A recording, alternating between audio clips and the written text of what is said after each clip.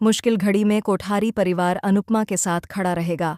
देविका के जाने के बाद अनुपमा अकेली हो जाती है।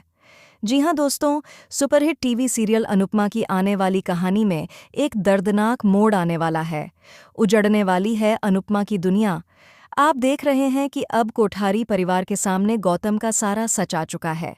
जहां ख्याति अब तक अनुपमा के खिलाफ थी और इस वजह से वह राही को भी टॉर्चर करती और परेशान करती थी, लेकिन अब हालात बदल गए हैं।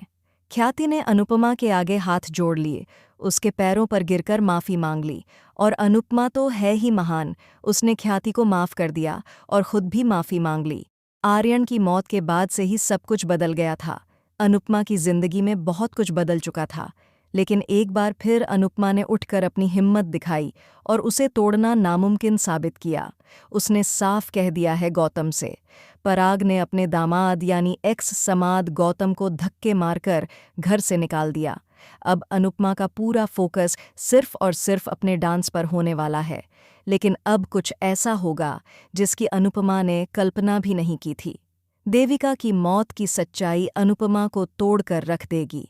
जल्द ही अनुपमा को यह पता चलेगा कि देविका लास्ट स्टेज कैंसर से जूझ रही है। इस पर यकीन करना अनुपमा के लिए बहुत मुश्किल होगा। कुछ समय तक वह इस सच्चाई को समझ ही नहीं पाएगी और न ही उसे स्वीकार कर पाएगी।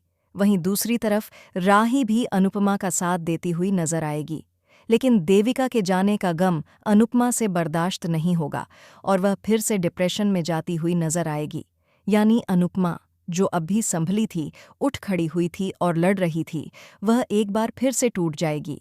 ऐसे में राही और कोठारी परिवार उसे संभालते हुए नजर आएंगे, लेकिन क्या यह सिर्फ कुछ पलों के लिए होगा?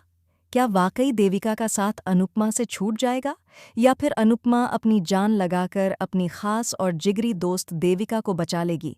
देखना बहुत दिलचस्प होगा कि आखिरकार देविका के साथ क्या होगा और अनुपमा उसे इस मौत से कैसे बाहर निकालेगी। फिलहाल आप कितने एक्साइटेड हैं आने वाले इस शॉकिंग ट्विस्ट को देखने के लिए, हमें कमेंट में ज़रूर बताएं। क्या आपको भी लगता है कि देविका का सफ़र इतनी आसानी से ख़त्म हो जाएगा या नहीं? हमें कमेंट करके बताएं। टीवी के ऐसे ही लेटेस्ट अपडेट्स के लिए चैनल को सब्सक्राइब करना न भूलें।